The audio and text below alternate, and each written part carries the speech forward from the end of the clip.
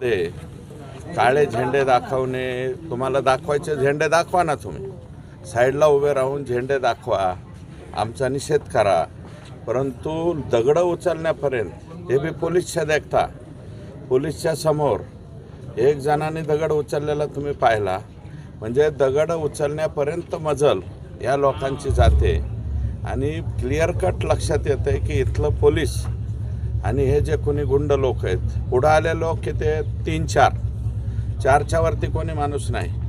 परळीमध्ये जे 10 ते 12 जण लोक होते, पोलिसांनी उचलायला सुरुवात केली तर 2 राहिले. परंतु म्हणजे यांची वागणूक कशी आहे, माजी पालकमंत्री यांच्या या राज्यामध्ये म्हणजे यांच्या या भागामध्ये दुसरे आणखी एक मंत्री त्यांच्या भागामध्ये लोक कशा पद्धतीने वागतात. एक जबाबदार लोकप्रतिनिधी 5 टर्म आमदार निवडून आलेला, मी राज्यमंत्री राहिलेला, माझ्या गाडीच्या समोर अशा पद्धतीचे पोरकटपणाची लक्षणं, बरं का, दगडं उचलणे. आता मारणार आहेत का दगडं? खरंच दगड मारणार आहेत का?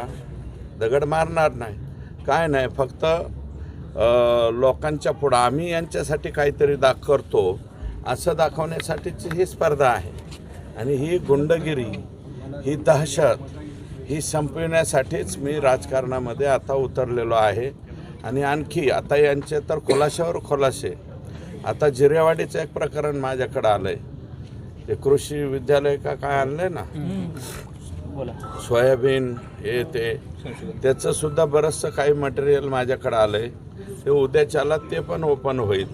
म्हणजे स्वतःचं. आणि हे सिरसाळा जे आहे या गावाचं मी अनेक वेळा नाव घेतलेलं आहे की इथं मार्केट कमिटीनं चुकीच्या ठिकाणी गाळ्याचं बांधकाम केलेलं आहे.